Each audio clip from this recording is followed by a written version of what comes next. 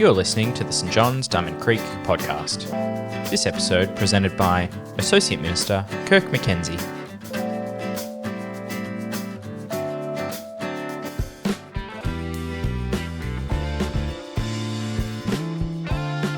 Today's Bible reading is taken from Matthew 20, verses 1 to 16.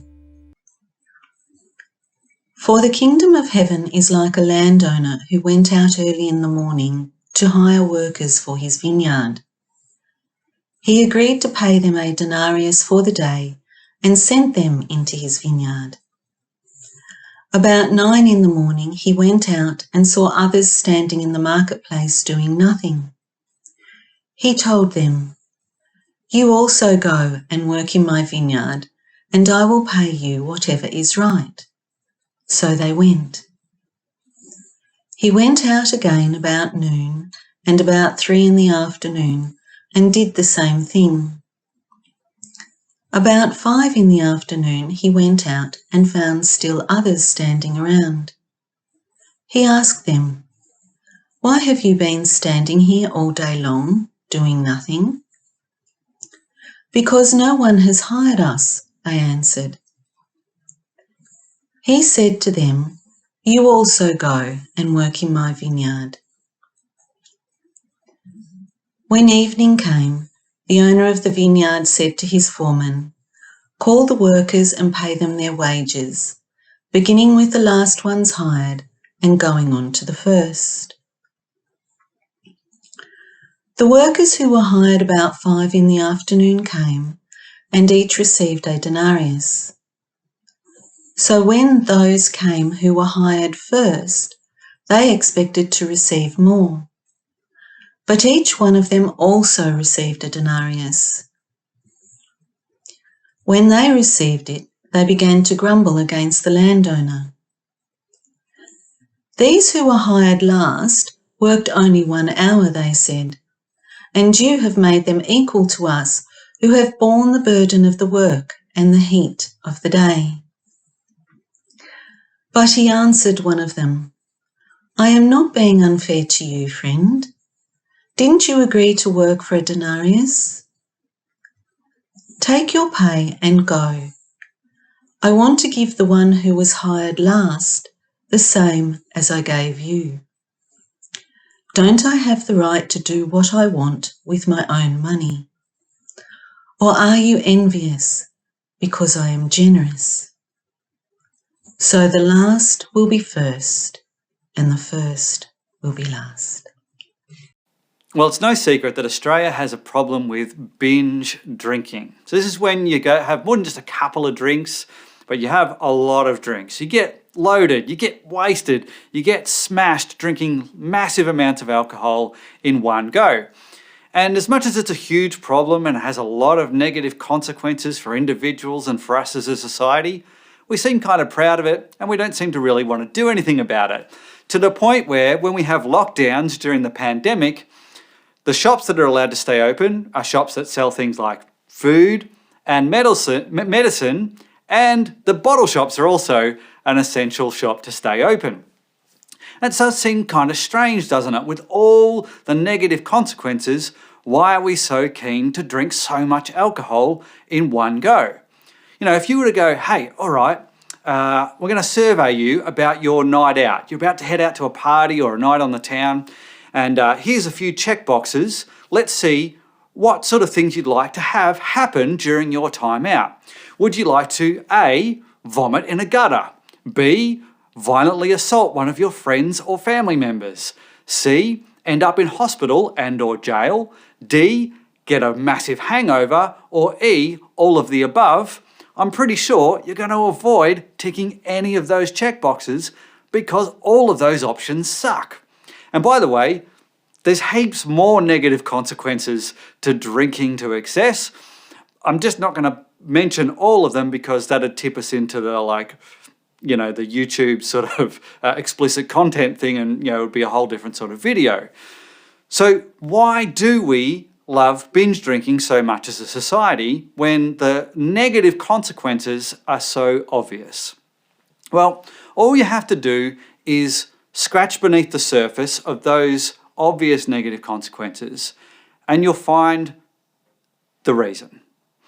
There are some deeper desires driving us to drink this much, and they become clear when we go beneath the surface. For example, for some people, it might be to do with social acceptance. You've got a friendship group and they drink heavily. That's what they do when they hang out. And you want to be part of that group. You want to be accepted in that social group. And so when you drink with them, you feel that you are accepted. You get a sense of that you can relax, that you get a sense that you can be yourself. When you drink with those friends, you get a sense that you truly belong. There's a sense of loyalty there. And so you're prepared to put up with some of the negative consequences, the potential negative outcomes of drinking, because that desire to belong is so strong. For other people, maybe it's that there's some problems going on in their life. There's some negative relationships in their family or at work, or maybe they're dealing with some disappointment or frustration or depression in their life. There's just something that nags them each day that gets them down, and the effects of drinking large amounts of alcohol just help them to forget that for a time. There's a wonderful sense of freedom that they receive from putting all that aside and being able to just forget about it. And so that desire to be free from that problem, even for a time, far outweighs any possible negative consequences of getting that drunk. For others, they might feel that when they're sober, they're just not a confident person. But the effects of the alcohol allow them to be someone that they're not, allow them to be a more confident version of themselves. And sure, that might get them in a few problems, but it also, they like the person that they are, the more confident, powerful person when they drink. And so it's these deeper desires that drive us towards these powers. These deeper desires are the reasons that we do what we do. Now, please hear me clearly. I'm not recommending these as reasons why you should go out and drink, but they are reasons why we do what we do. Now, Jesus was always interested in these deeper reasons why we do what we do. If you look at the way Jesus interacted with people, if you look at the teaching of Jesus, he was always wanting to go below the surface and push people to think about those deeper desires that we have. And so we're starting a new teaching series today called Our Deepest Desires. And each week we're going to look at something that, a desire that we all have at one point in our life, and we might have it frequently throughout our life, that, like the binge drinking issue, will sometimes draw us into destructive patterns. We're gonna mess us up in one way. So next week we're going to look at the deep desire for approval. Then we'll look at our deep desire for comfort and our deep desire for control. And today I'm going to talk about our deep desire for power.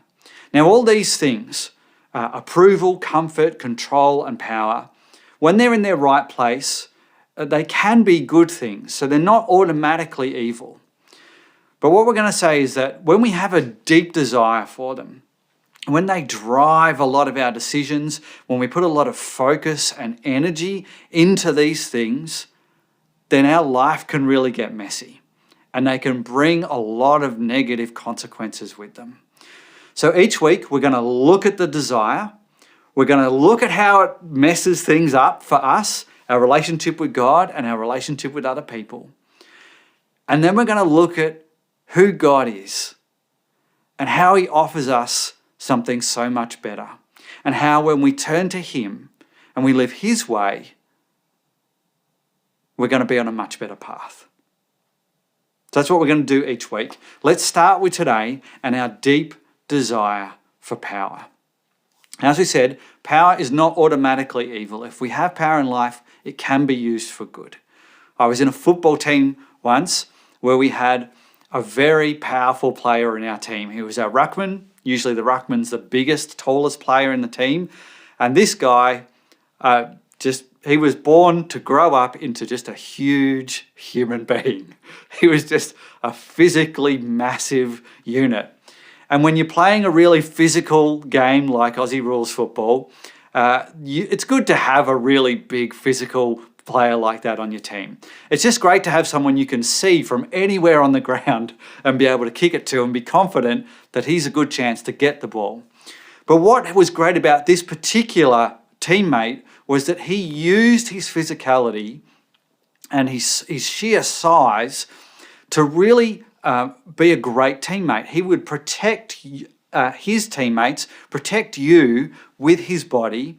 And I've never played football with someone who was so good at using his physical attributes to bring his teammates into the game and help you to be a better player. He was a wonderful protector and a wonderful teammate. He didn't choose to be that big. That was just the way he'd grown up, and he was born that way, I guess, born to grow up that way. But he used his physical power for great good in that team. But unfortunately, we do know that a lot of the time, people will use their physical superiority for great evil.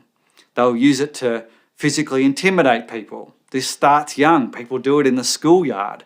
It can just happen in workplaces or even on the street. It can escalate into violent assault. And of course, this huge problem we have in our society in Australia of domestic violence, where people use physical violence to make themselves more powerful at the expense of others. What about in the workplace?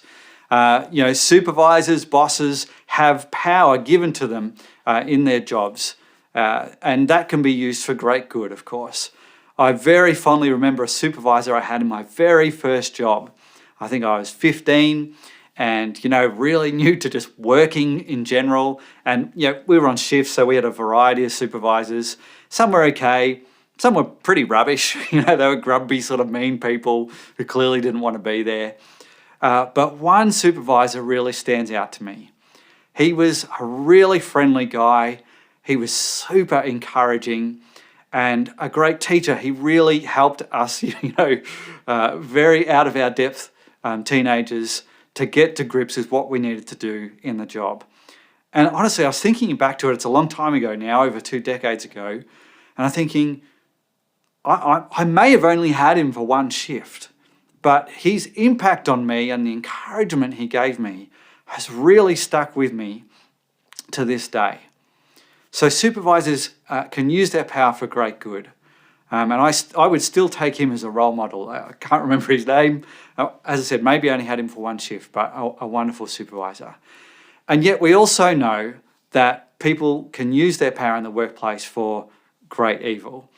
Workplace bullies, just climbing the ladder, trying to get the next promotion, trying to get the next pay rise at the expense of other people. Bosses overworking their employees, underpaying them. A lot of this was exposed during the pandemic over the last 18 months in Australia. But of course, that's nothing compared to the way third world workers are often exploited by some of the richest and wealthiest companies in the world. We just have to pick an area of life: politics, parenting, leadership, celebrity. People have power and they can use it for great good, but also have the potential for that to be corrupted, for it to be used for selfish ambition, and so often at the cost of others. When we have a deep desire for power and when we just want more and more of it, how are other people going to feel? Are they going to feel important? Are they going to feel valued? Of course not. They're going to feel used. They're going to feel like you're only interested in them as a means to an end. I used to volunteer in a community radio station many years ago, and a new guy joined the team.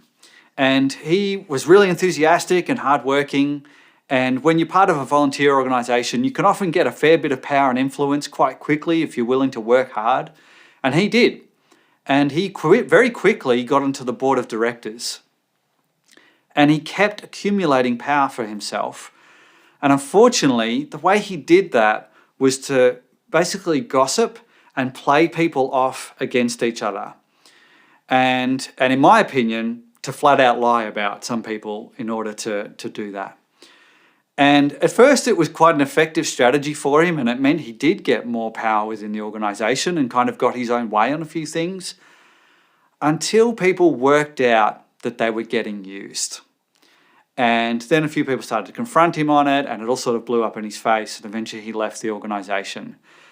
Unfortunately, though, he just left a trail of destruction behind him. People felt like they'd been chewed up and spat out, and he burned a lot of people along the way. So our deep desire for power, it's not great for our relationships. It's not great for the people around us. Now, let's have a look at today's Bible passage, and I'm going to recap the story. As I do that, I want you to focus on how you feel about the story. Be honest with yourself and try and dig beneath the surface a little bit, go deeper, because that's really important. So, Jesus tells us that this story it's not a story about award wages or how to set up a union or anything like that. This is a story that tells us about what the kingdom of God is like. And the God character in this story is the landowner. He represents God, right? And so this landowner owns a vineyard. He's looking for some workers. And so at the start of the day, he goes out and he hires some people. And he says, I'm going to pay you a denarius for the day. Now, all we need to know about a denarius is that's a standard day's wage in Jesus' time. Okay, so that's a fair pay for a day's work. All right, so we've got that. Then what happens is he then goes back. Obviously, there's more work to do. They need more workers. So he goes back and he hires more people at various times throughout the day. Now, of course, anyone listening to this, and you probably thought this as you heard the story read, you're thinking, okay, they're probably going to get paid less than the people who got hired at the start of the day. You work less hours, you get less pay. That just seems logical. But the twist in the story is that doesn't happen. Let's see what Jesus says. In verse 9, the workers who were hired about 5 p.m. came and each received a denarius, same amount of pay as the people were promised at the start. So when those who came, who were hired first, they expected to receive more. But each one of them also received a denarius. So everyone, no matter how long they've worked, is receiving the same amount. Now, let's see the response of the people who worked at the start. When they received it, they began to grumble against the landowner. Here's what they say. These who were hired last worked only 1 hour, they said, and you have made them equal to us who have borne the burden of the work and the heat of the day. Now, let's just pause there for a sec. How are you feeling about the story so far? And here's another question. Would you be grumpy too? Would you have grumbled? No judgment from me. I think I would have, right? And I'm probably the sort of person who would talk up, so I probably would have said something. So if you are the sort of person who would have grumbled and would have been grumpy about this situation, dig a little deeper. Ask yourself, why? Why would you be grumpy about this situation? If you're not watching live, you might even want to pause the video right now and do a bit of thinking about it. Do some self-reflection. Anyway, let's have a look at what the landowner says in response. So he goes on and he says, I'm not being unfair to you, friend. Didn't you agree to work for a denarius? Take your pay and go. I want to give the one who was hired last the same as I gave you. Don't I have the right to do what I want with my own money? Or are you envious because I am generous? You see, no one's been ripped off here. No one's been underpaid. Some people are perhaps being overpaid or being paid more than you might be expecting. The landowner's not being stingy, he's being generous. So if we are upset about this story, if we feel that the landowner is being unfair, we feel he's being unfair because he's being generous, not because he's being stingy. And that's challenging for us. We feel upset because the God character is generous. Now, that may be because, and there could be other reasons, but it may be because we desire power too much. A standout comment from me, in my mind, from the people who work the whole day is when they say, "You have made them equal to us." It's like our work should have put us at a higher status than them. We should have more power and influence in this situation than those guys. And your generosity has stripped us of our power and position. This is what happens when we desire power too much. Because when we lose it, our key emotions are resentment and bitterness. This has happened a lot over the last 18 months during the pandemic situation.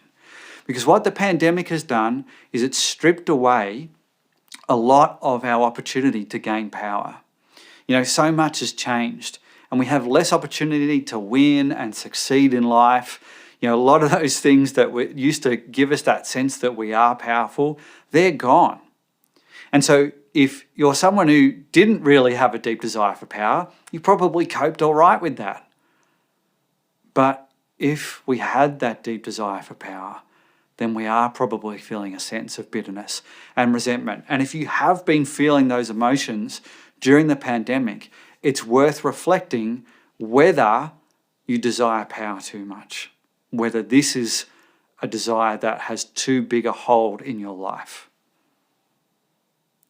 See, this story that Jesus tells should be good news. Right? Think about it. The majority of the workers in the story got paid more. They didn't work the full day and they got paid generously. Most of the people in this story got paid really, really well and everyone got paid fairly. It's a good news story, right? And the landowner did it not because he had to. He didn't I have to pay these guys extra. He did it because he wanted to. He delighted in doing it because he's generous.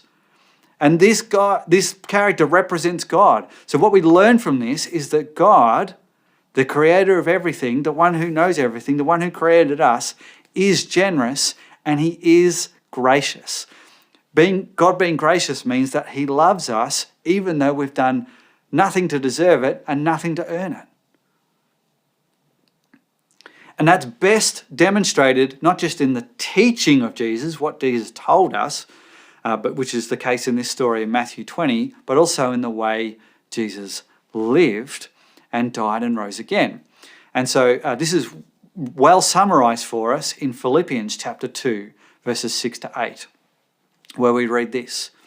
Jesus, who being in very nature God, so Jesus himself was God come to earth, did not consider equality with God something to be used to his own advantage. So he had all the power in the universe, but he didn't use it selfishly. Rather, he made himself nothing by taking the very nature of a servant. Not a great leader, not a general, not a celebrity, but a servant. Being made in human likeness. And being found in appearance as a man, he humbled himself by becoming obedient to death, even death on a cross. Not only did he die, but he died that horrible death usually reserved for a criminal. So if we follow Jesus' example, we won't deeply desire power, we'll deeply desire humility. And if we have power in our life, if we have that opportunity to use power, which we all will in some way, big or small, at various times, we will use that power not to make ourselves more powerful, but to serve others.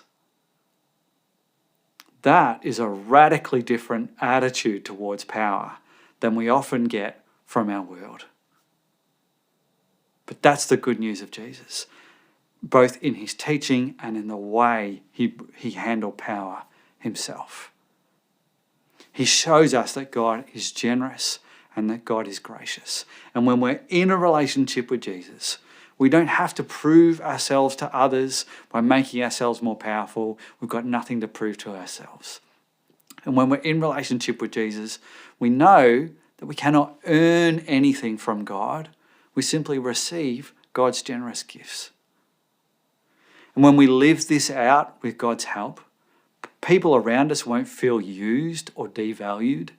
Instead, they'll receive compassion. And to finish, I just want to say, if you're watching this and you're not yet a follower of Jesus, the freedom that we receive in living the way of Jesus and living in relationship with him is awesome.